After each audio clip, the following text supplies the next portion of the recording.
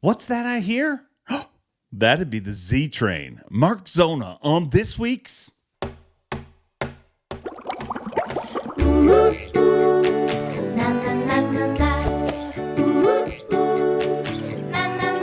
I'm Bob Cobb from the Bassmaster. Welcome to Mercer.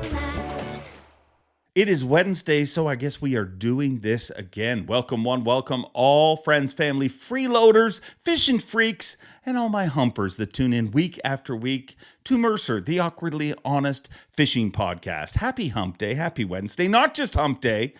Thankful for all my humpers that come back week after week, but it is also Global Kinetic Sand Day. It is National Sons and Daughters Day, National Presidential Joke Day, and National Raspberry Bombay Day. So no matter what you celebrate, we thank you for coming here to this podcast and spending Hump Day with us. But on this show, we don't have a lot of rules. The first rule, and the probably only rule, is our guests do the talking.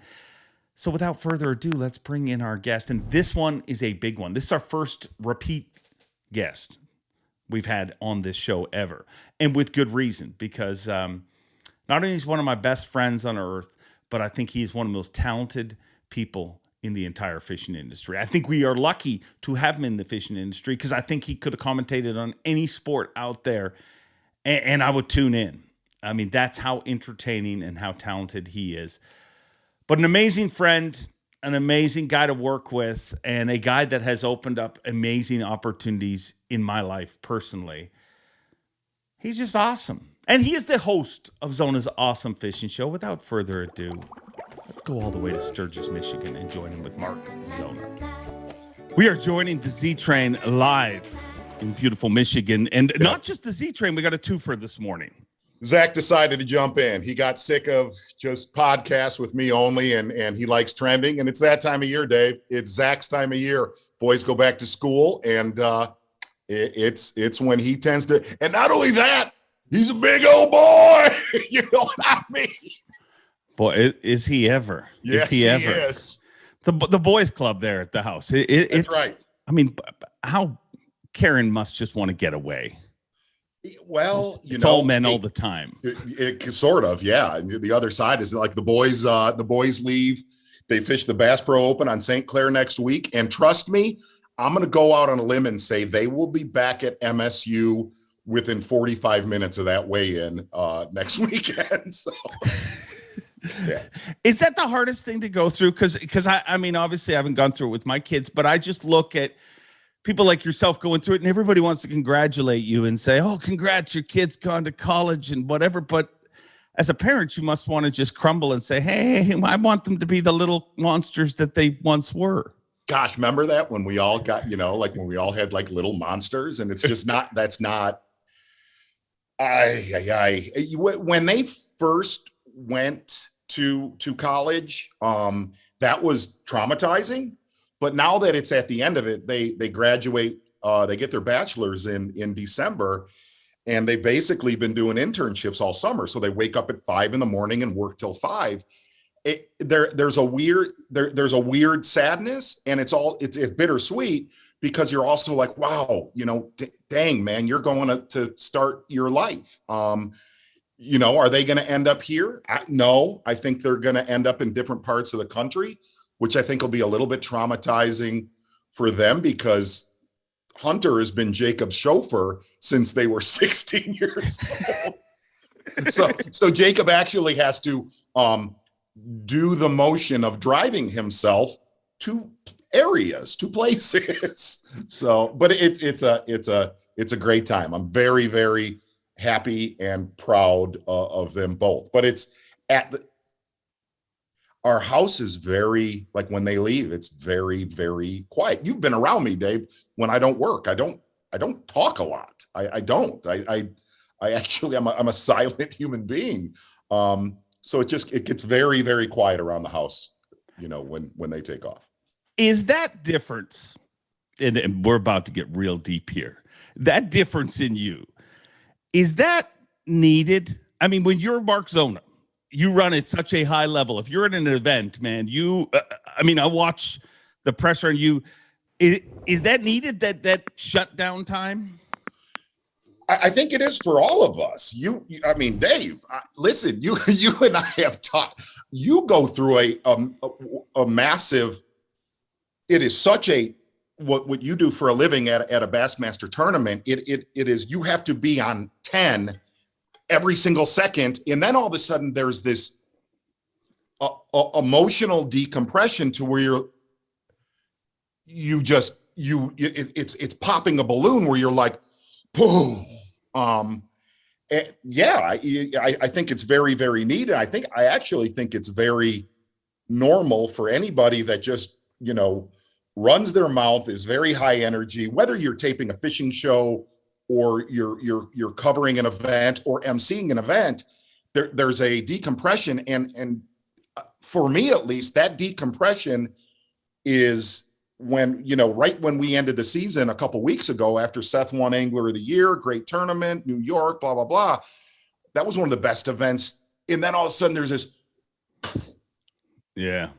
Where you almost, it's weird. Whenever I talked about this on Bassmaster Live, fishing in these tournaments for these guys is very, very, very emotional, but it's also very emotional for us.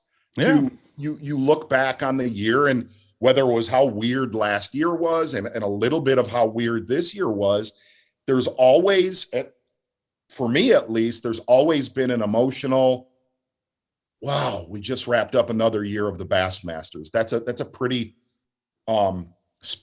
spiritual thing to say and do. But then you have to click them. You click the machine back on and start Facts of Fishing or Zona show or whatever, or as much podcasts as you do. So you got to turn it right back on, So, but like literally, when I don't do this, I don't talk a lot. Well, I mean, I think that's understandable. But I think it's the weirdest thing. I always say when people meet you or when they meet anybody that talks for a living, they're expecting to see that. You know what I mean? I think that's why comedians go crazy. I mean, because literally, if I said to you, hey, I mean, bad example because he's deceased, but Eddie Van Halen is going to come over for dinner, you'd be like, wow, that's going to be cool to meet Eddie Van Halen. And you might think maybe he'll play a song and that'd be cool. But if I said you're going to meet, and we'll stick with bad analogies, Robin Williams, you'd be like, wow, this is really going to be a hilarious dinner. And if it's not, you're kind of let down. Do you feel a pressure around people to be markzona? I genuinely think people think I'm an ass when they meet me. Somebody in this industry that I've talked to you about this, that I am always in awe of he always makes you feel like $1 million. And that is because he's always on point. I look up to him, and that's Bill Dance. It doesn't matter if he's shooting a show. It doesn't matter if you're out to lunch with that guy. He always makes you feel very welcome, and he's very open and accepting. And Dave, you've hung around me, man. When we get done working, I hide in a room. I hide in a closet until it's time to come out of it. And you have shredded me to my face and to others about that. Maybe. Yeah, maybe. Well, it's very frustrating at times, Well, I've always told Tommy. I mean, I want a little bit of the Zona that everybody else gets. You love the event. It does not matter what event it is. Dave, there could be a live auction where somebody auctioned off a fork. You'd be all in. You'd buy it. You would buy the fork. You're that dude. And I respect the heck out of that.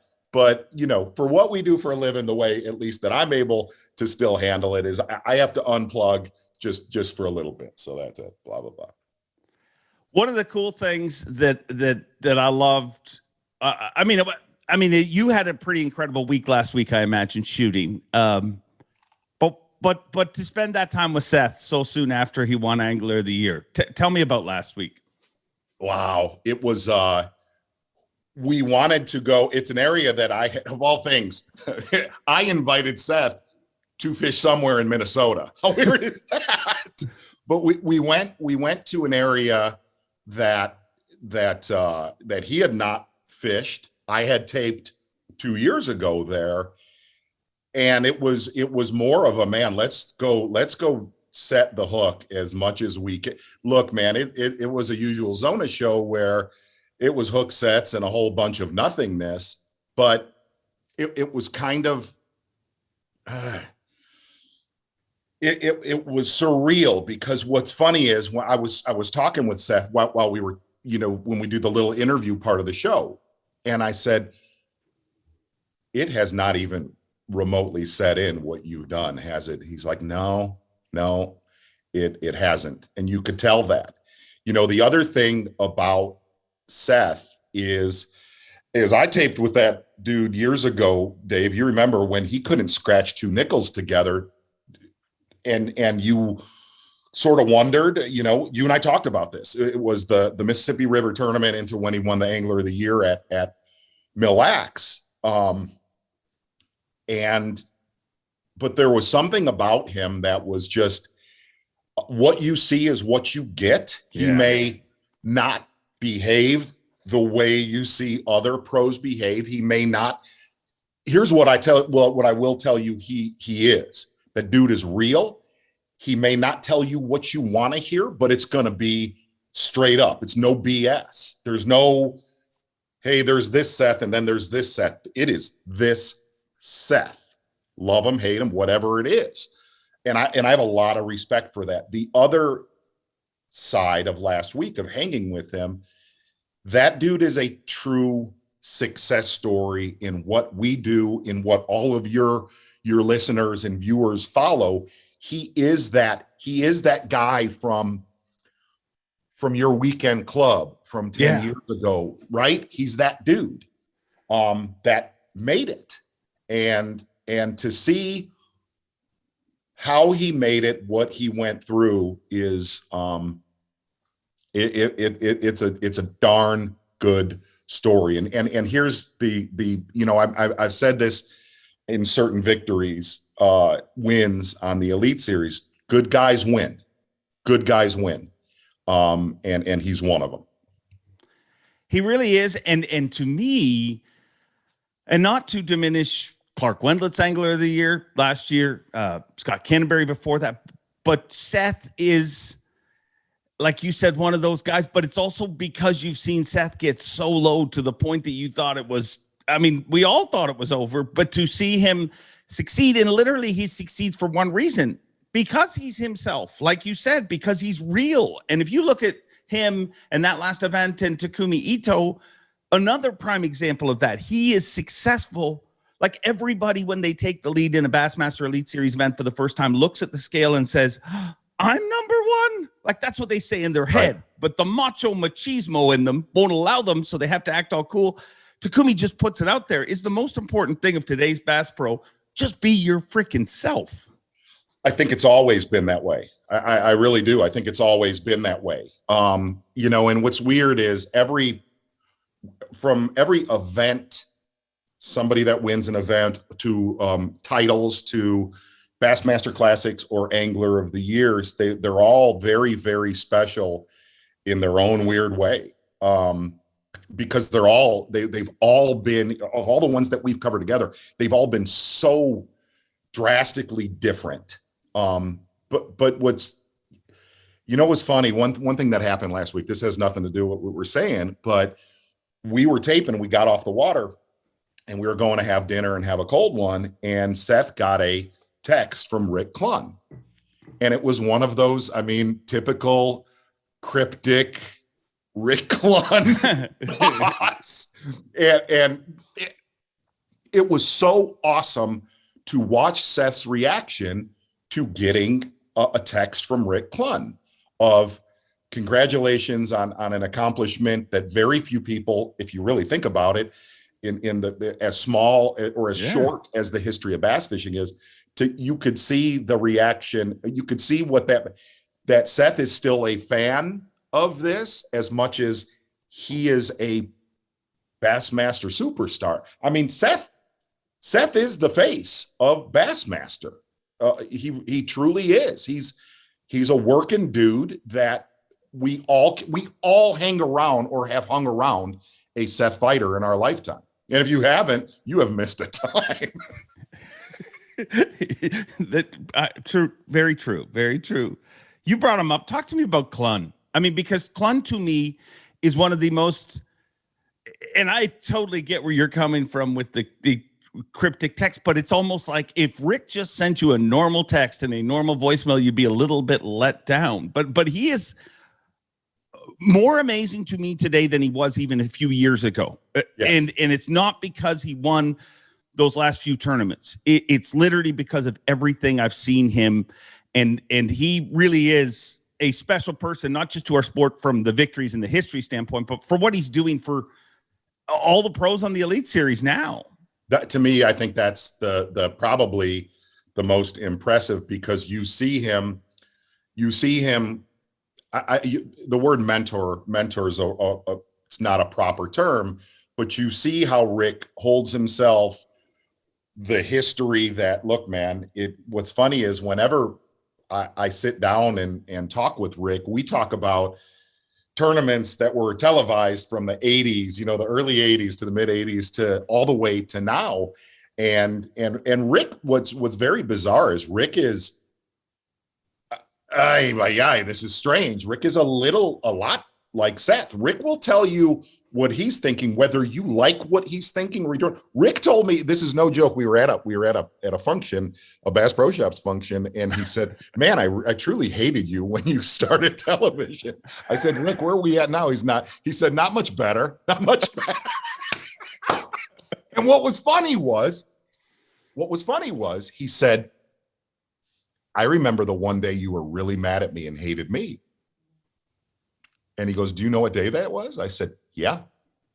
Because I talked to you, Dave, after the tournament. It was a tournament we covered at the Alabama River, and Rick lost a big one in the last 30 minutes, a critical fish to his year, not to the event, to his year, 7-pounder on a frog. And we had to do, it was one of those,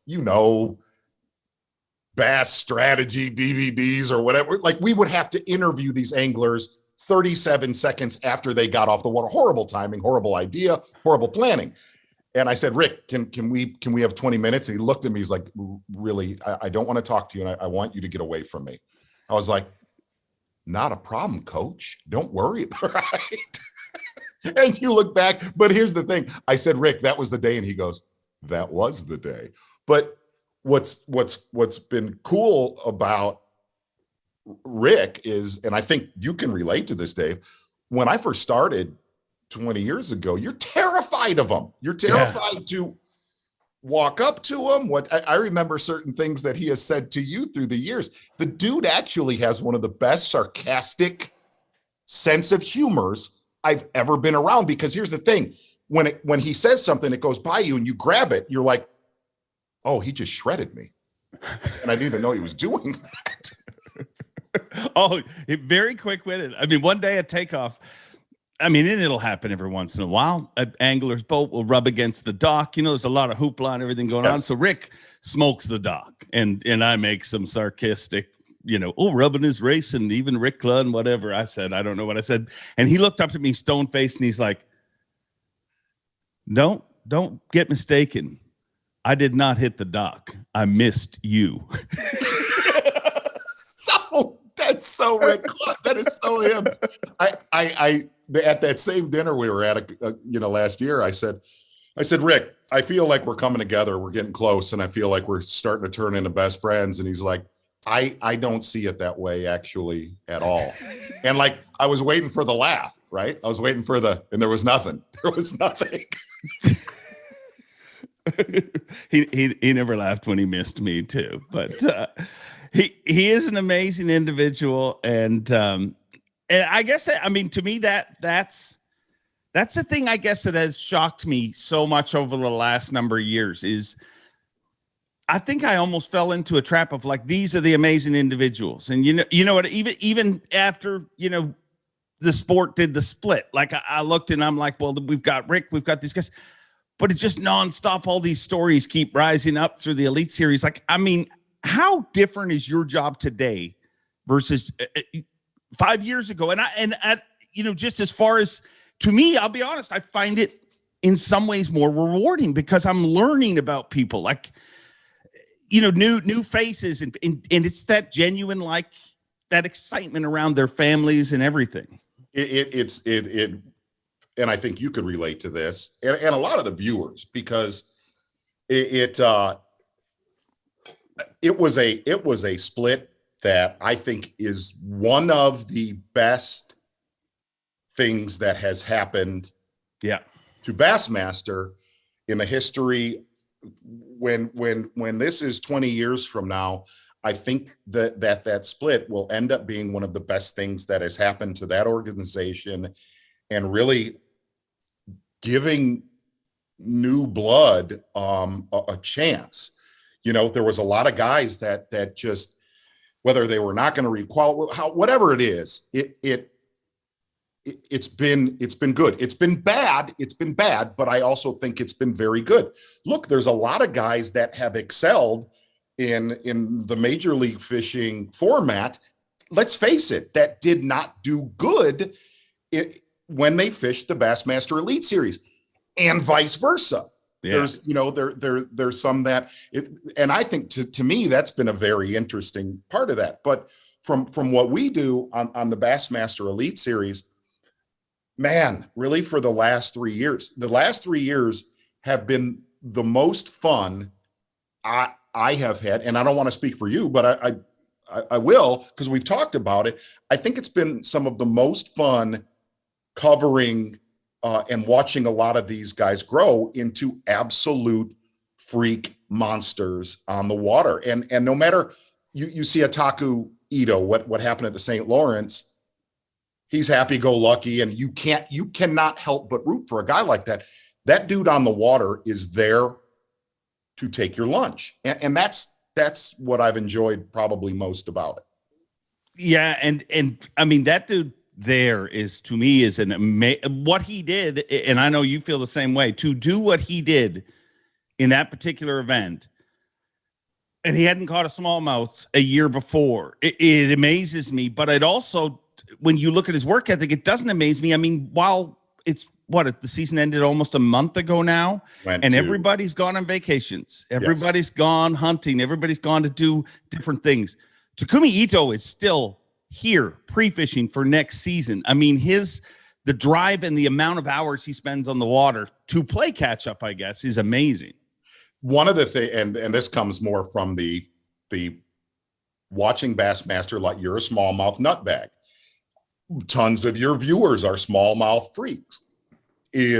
I was watching and I was looking through photo galleries from that event, and I was also watching him pull stuff out. Look, Takumi Ito is also, he's quite secretive about exactly what he's throwing and using.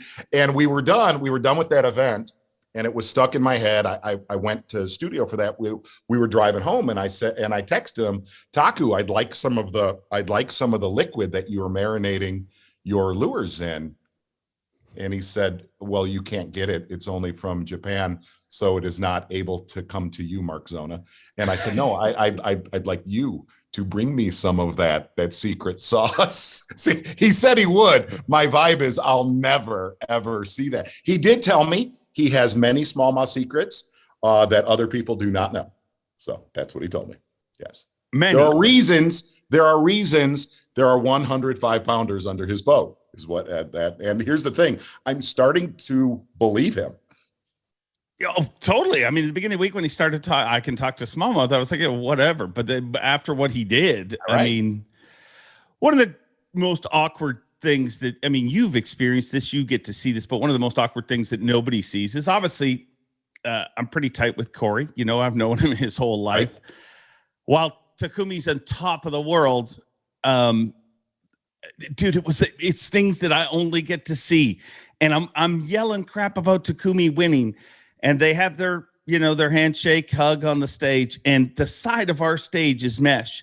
And as I'm yelling this stuff about Takumi, I'm watching Corey Johnston kick stones all by himself up the road I mean, it's such a heartless sport, but then I reminded Corey when we talked afterwards, I mean, you've made a lot of dudes kick stones up the road. Yes. Over your life. Right.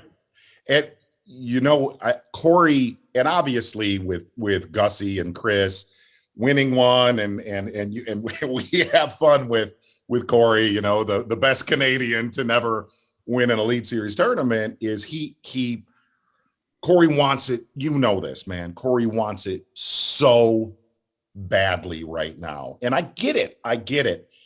And I said this, I don't know what we were doing together, but I made this comment. I think you will, in some way, shape, or form, if when it happens with Corey, I think it's going to happen in bunches. Does that make, what I mean? Yeah. Corey and Chris are a lot like Seth. People just think smallmouth, smallmouth, smallmouth, smallmouth. Those three dudes are three of the best largemouth fishermen on the Elite Series, from growing up on a lot of the lakes that you fish, a lot of the grass lakes in the north. Corey just wants it. And especially, he wanted it there. He wanted it at the St. Lawrence. It'll happen for him. That him and his brother, they're a weird freak of nature team that have made that team work. To me, that's one of the most impressive, because I think they're two of the best strategy/game planners that I have ever covered, to be able to do it together. What they do is amazing. And I honestly, I did a different interview yesterday, and I honestly do believe, I think there's more teams on the Elite Series today, and they're part of the reason for it. You know what I mean? Yes. I'm hearing more of Lee Livesey and Caleb Sumrall and all these different, two anglers that are working together here. And I think that, those guys and a few others are one of the major reasons for it. But team sports, have you been watching much of the Olympics? It just wrapped up. You watched any of that? I watched one. I watched one gals volleyball game, and that's all I watched. That's all I Shocker. watched. Just being honest. Right. That's all I watched. Yeah. Do you think that bass fishing will ever be in the Olympics? It always gets floated around, and I always said never, because my theory was, how could it be? I mean, we only have bass in certain places, but I mean, they have surfing in the Olympics, and you only have surfing in certain places. So who knows? Well, yeah, but we also live in our blinders of bass fishing world. It's weird. I was thinking about this with Seth, Dave, and we've grown up chasing multi-species. Somebody like Seth, he will not cast for another fish besides a bass. But outside of our country is, carp fishing's like one of the biggest. It's like soccer. You and I do not watch soccer.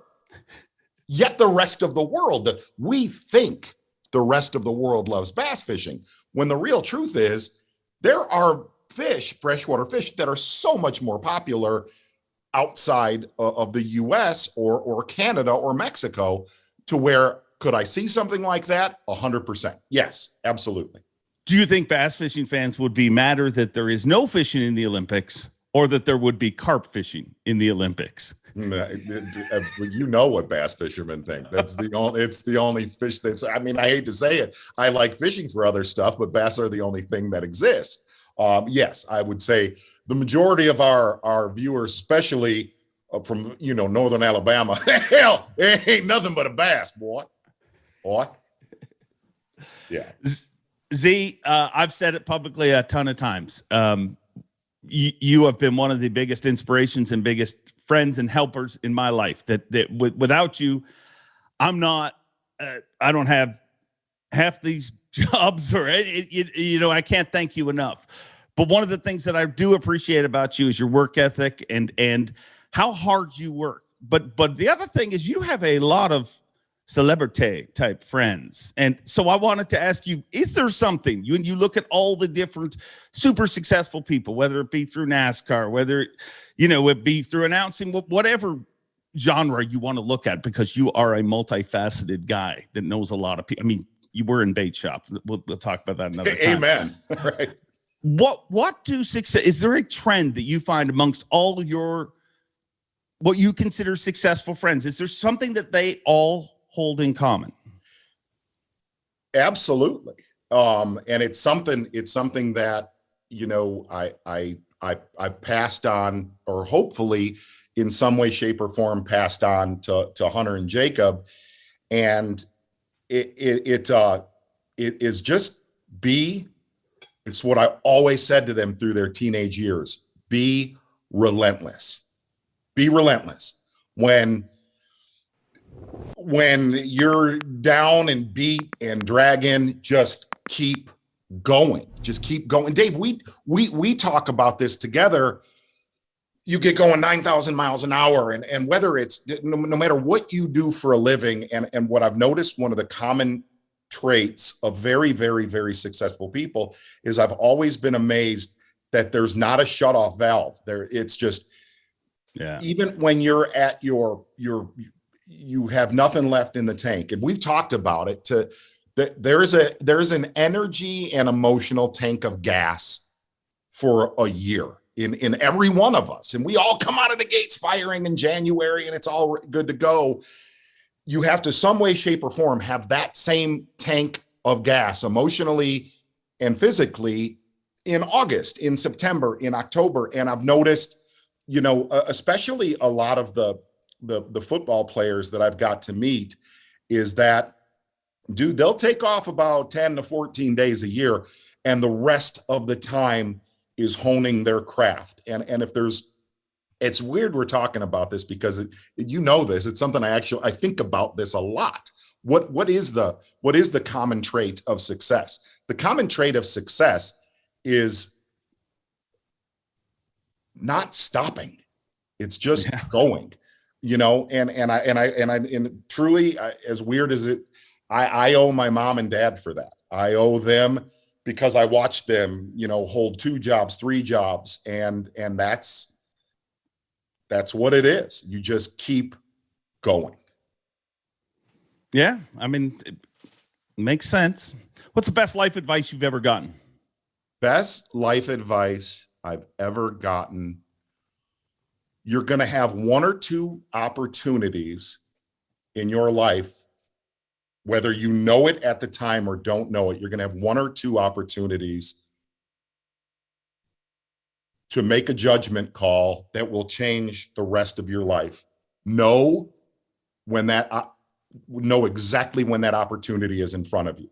Know exactly when it's there. I had somebody tell me that like 25 years ago, and I'm like, whatever. But I've seen it happen. I've seen it happen for you. I know the instance. I know the instance in your life. You've had different opportunities. You've had multiple opportunities. But it's the person that said that to me said, every single one of us, whether you're 18 years old or 35 years old or 45 years old, know when that opportunity's in front of you, and don't be scared to gamble and go, let's go do that. What's weird, I talked to Seth a little bit about that exact thing last week when we were alone in a parking lot. Know when that opportunity is in front of you and pounce on it. Do you identify those moments in your life, or is that something that you can't? Because I love how you give great analogies, and then you always like throw it off to me. You're always like, then you'll bring it back to my experiences. Well, I'm asking you, do you identify those moments, or do you think that's something that you can't identify until you're in retrospect, or you have to identify it as it happens? You have to identify it as it happens. I think, one of the times would have been when I almost didn't take a television job because I liked fishing tournaments and selling boats. Dude, that was an easy one. But there was another time when there was this big, ESPN Outdoors was they're getting rid of the outdoor programming, except for the Bassmasters. And it left a lot of the fishing shows like, whoa, or the hunting shows like, whoa. It's knowing when that opportunity is right there to gamble. And really, that's a lot of what that situation was it was a gamble to take ownership of my show, and there's little things like that. The other times are a lot smaller, but those were two big pivotal turning points, at least in my life. You know, it's knowing, Dave, I'll throw it back at you. Yours was sitting at a bar with me in Birmingham. Yeah. It was factual. That was a massive turning point in your life. It's knowing when. A lot of them are no-brainers where you're like, heck, man, I'm doing that.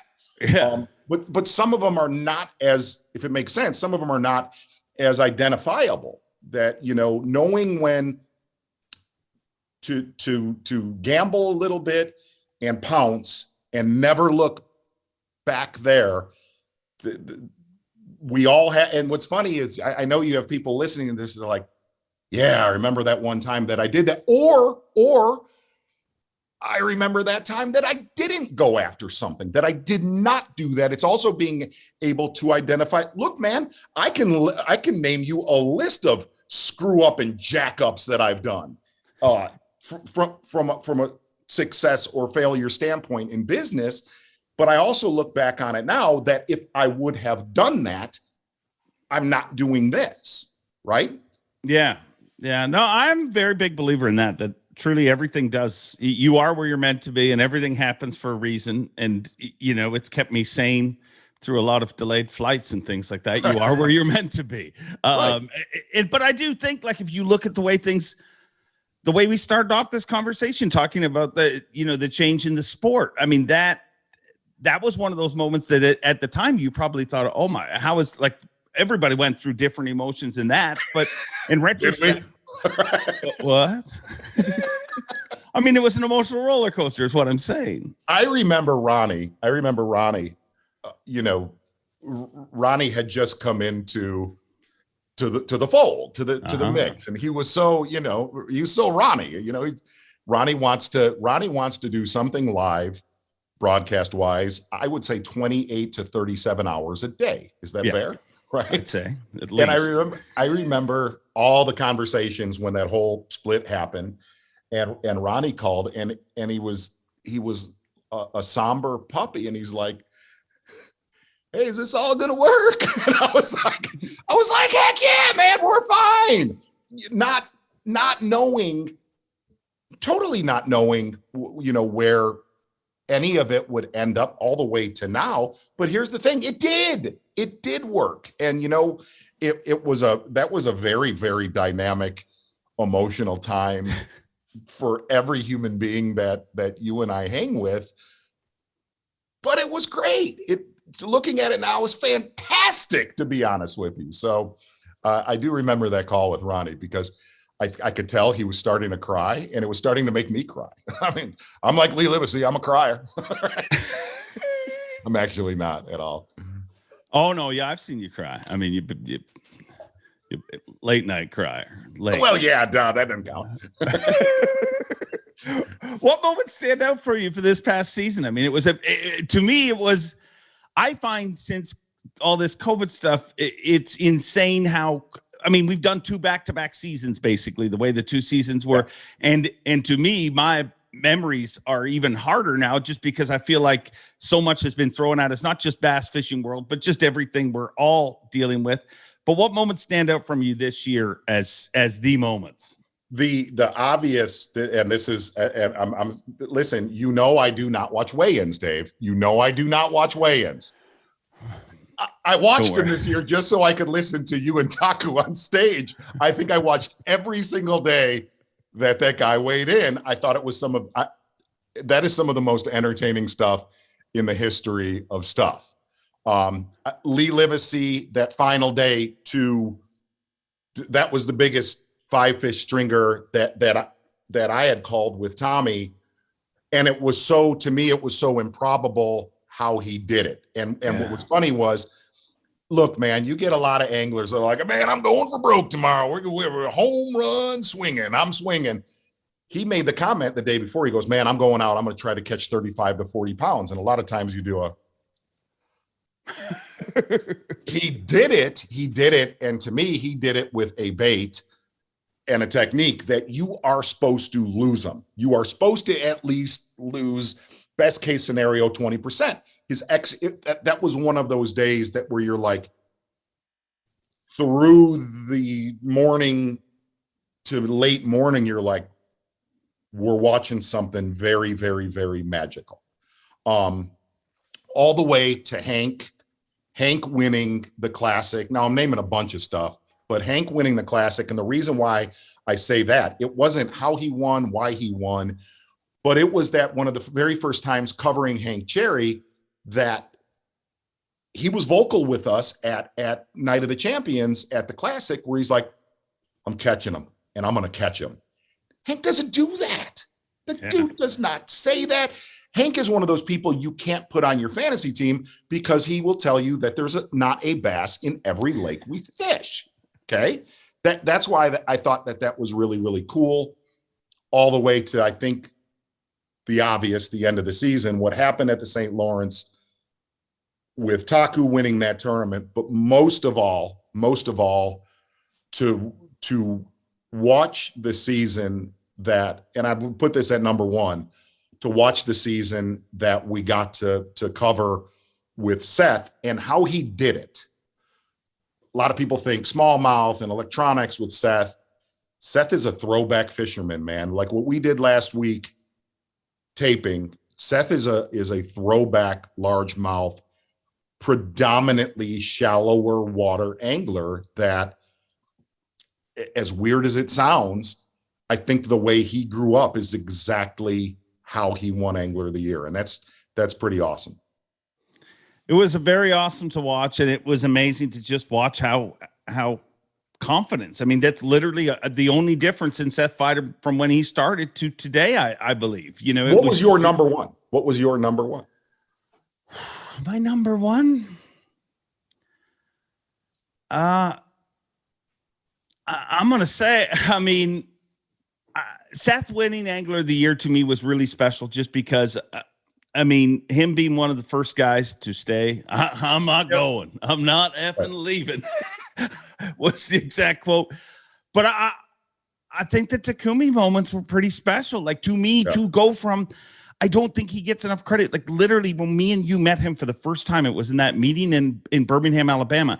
90% of his communication was done through his wife. I mean, it was like a UFC interview. Like I literally, like it wasn't even, he didn't have broken English. And I literally left that meeting feeling like, man, I'm going to have a hard time with him. Yes. I'm really going to have and now to watch him literally command everybody wanted him to win. Except for Corey Johnston, really, and Chris. But it was amazing. So I think there was a lot of amazing moments throughout the year. And I always hate that question. I don't even know why I asked you. It's not really fair because I feel I'll throw one back. I'll throw one back because we talked about it. And a lot of times when the classic's going on, it's chaos and there's a gazillion things going on. It's the one tournament of the year we're all with each other, but we're going 9 million different directions. I'll never forget, and I missed the dinner we were all having, but I remember sitting with you and Tommy, and I remember going, is anybody coming to this thing? It reminded you of your party you're having, back in the day where you're like, is anybody coming to my party? And like when you get the first knock at the door, you're like, yeah, okay, come on in. Right. And I remember the first day you were out at the lake. You were out at the lake, and they opened the doors to the expo, and I'm like, they're all here. Yeah. It's true. We all suffer from that. I think we all feel like that nobody's ever going to show up every single year. I mean, every year. Just come to think of it, I'm thinking about like I literally text you guys every year, like after takeoff on day one. If you look back every morning of the classic, I'm always like, great takeoff crowd this morning, guys. They're coming, guys. Right? They are coming. We are okay. We are safe. Which is a blessing and a curse because, I'm genuinely terrified of crowds. But at the same time, this year, I was like, wow, they're here. Another moment for me, though, that nobody got to see that I thought was cool for me personally, Gussie's win. I never get to see the anglers before they weigh in. Generally, for the most part, they come and I'm on the stage by that point. Well, he came in a little early, and the way it was set up with minimal crowds and stuff like that, we got to hang out for like a half hour and just sit on his boat and talk before he had actually won, but he knew he had won. And it was honestly one of the coolest things because Gussie's another one of those situations where, like, I mean, I've known him since he was a little kid. His first ever fishing seminar he did with me on a stage in Winnipeg, so it to watch him, kind of transcend and dominate that tournament was amazing. But every single one of those, I mean, that's what makes the Elite Series amazing. I love watching, I mean, guys like the Sleepy Assassin, Austin Felix, for example. Like some of the, like, hey, that's another dude, man.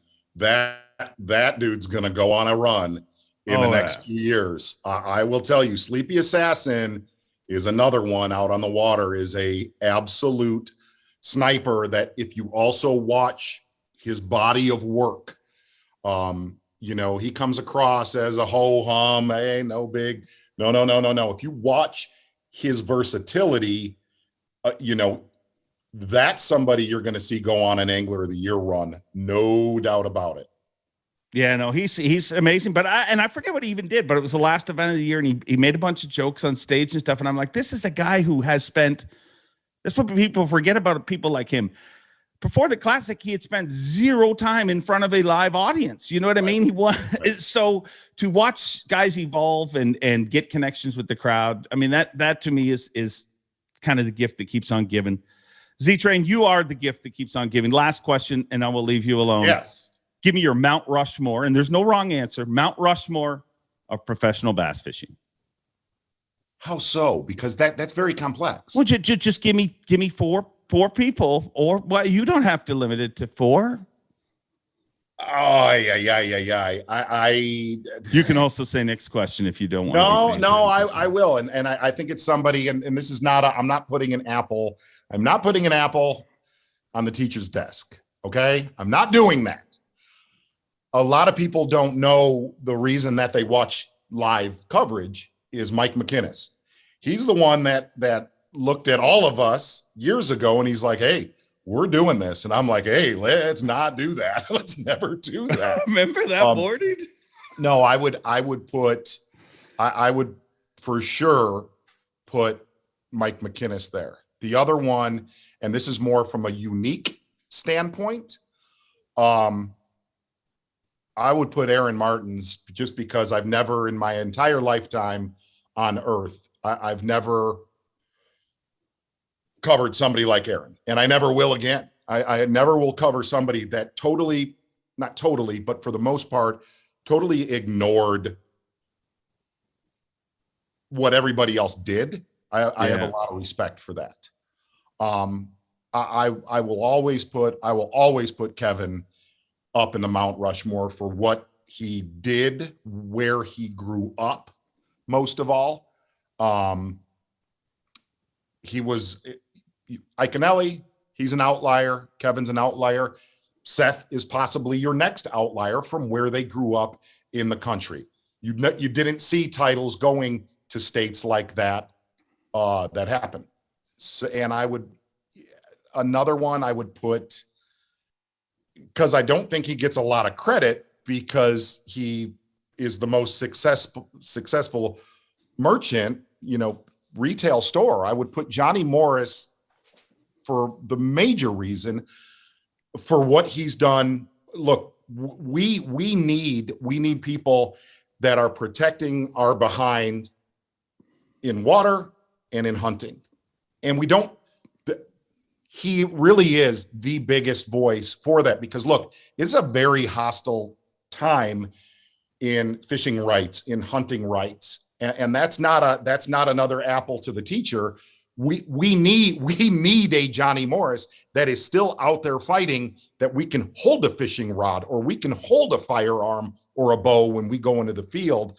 And I know all of those that I just named were for really different reasons, but at the same time for critical reasons in the category that they're in. I hope that all made sense. No, it totally made sense. And I totally agree with you. I mean, Johnny Morris is the greatest conservationist in history, Hands I think. down. I told him something. I admitted to him once. I hate to say it, but you know, you've been to those dinners where you go to a conservation dinner and it's a 3 to 4 hour, you know, people are getting up and talking. And I'm not going to lie, man, 15 years ago, I'm a kid. I don't even know what that word means. I don't know what the word conservation means. I have no idea. And you're like, all right, I'm gonna go get a cocktail. I love this dinner. It's going along pretty good. Everybody's dressed up nice.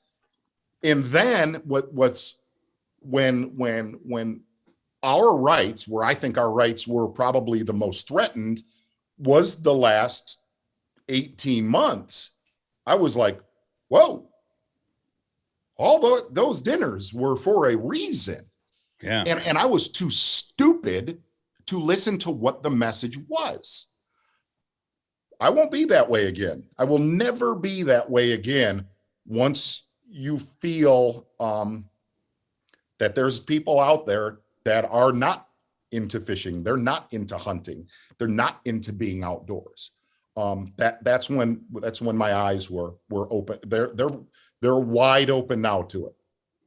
Yeah, and the tireless work, the relentlessness that you talked about, because anglers are very good at angling and enjoying the outdoors, but Yes. without people like Johnny Morris that literally tirelessly work, and everybody wants to, you know, look at his money and his success, but he's using that, you know, Absolutely. a positive thing. I have battled a fly the whole way through this freaking interview. It's that time of year. It But really is. Look, you could be a Johnny Morris and be like, I'm gonna go hang out and buy an island, man. Right? I'm gonna catch some bonefish. Y'all have fun. That guy has not done that. He has not done that. He has stayed in the mix. Kind of goes back to the word relentless, you know, to where you're like, man, thanks for doing that. Good. Because if you really think about it, we don't have a lot of people that do that and fight for our rights to fish and hunt. And that's huge, man. To me, that's the biggest. It is huge. It is. It's everything. And without it, we're nothing. So I'm thankful for them. But speaking of everything, I told you it was the last question, but I did say I would ask you about this early in the interview. So leave me with a little bait shop goodness. I mean, that was one of those moments in your life where you had to feel like, this is the turning point, right? Those turning points you talked about, right? Bait shop, the call came. Let me give you a little. Can I I love to pull the curtain back Please. real quick. Is that was set up from somebody that is no longer with ESPN, an evildoer is what I would call that human being. And I had to go to that, and I'll never, a couple different things is, they had me as one of the MCs in the movie. Yeah. And I walked up to the producer that you would have thought, looking at him, he sat in a producer chair, clipboard, and I walked up to him and I said, hey man, I'm Zona, and I don't know how realistic you're wanting this movie to be, but the role you have me in the movie is actually not what I do. And he goes, oh, well, that would be good if I actually wanted to know that. Right?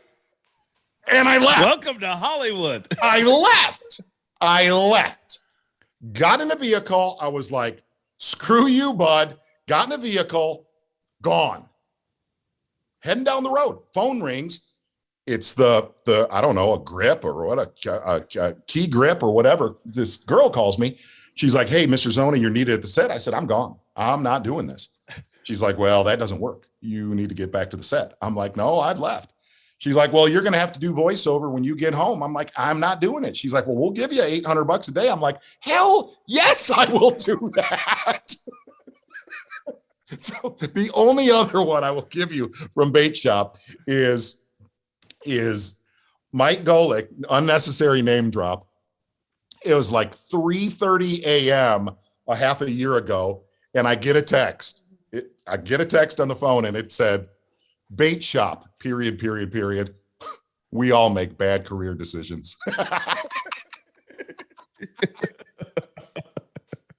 There you go. That's all I got. It's all perspective, my friend.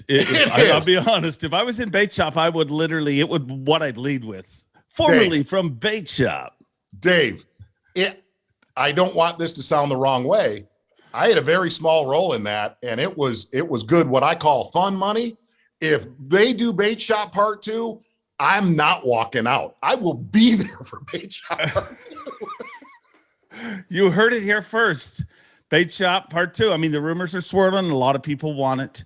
And There's a lot of buzz around it. A lot of buzz. people would think Step Brothers part 2. No, bait shop part 2. It's big and there's buzz. It's swelling. Swelling. That's a great way to leave it. This has been a swelling podcast.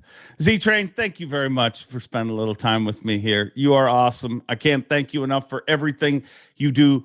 Not just that you've done for me and do for me all the time, but you do for our sport. You really are. You throw Johnny Morris and people like that on a high shelf, but I'm going to tell you, you reside in that same shelf. It's amazing what you do in our sport, and thank you for being you. Thank you, Dave. Love you. Tell the family hi. Zona is the best. I could listen to him talk all day. Thank you very much for being part of our show this week, Z. And thank all of you for tuning in week after week. I honestly, truly appreciate the incredible support that this show gets week after week. And this week we want to start something new. And what we're going to do is we're going to have the question of the week. And I already asked it to Z. Will professional bass fishing or fishing be part of the Olympics at any point in the future? Let me know your thoughts. And thank you. Thanks for watching. And I can only promise you the same thing I promised you from the start is I'll see you next time. And on your way out the door, if you've enjoyed this, please make sure to hit the like button. I'll see you next week. I'm going freaking fishing. Enough talking about this crap. Thanks for watching. Please like, comment, and subscribe, because Bob Cobb of the Bassmaster told you to. You hear?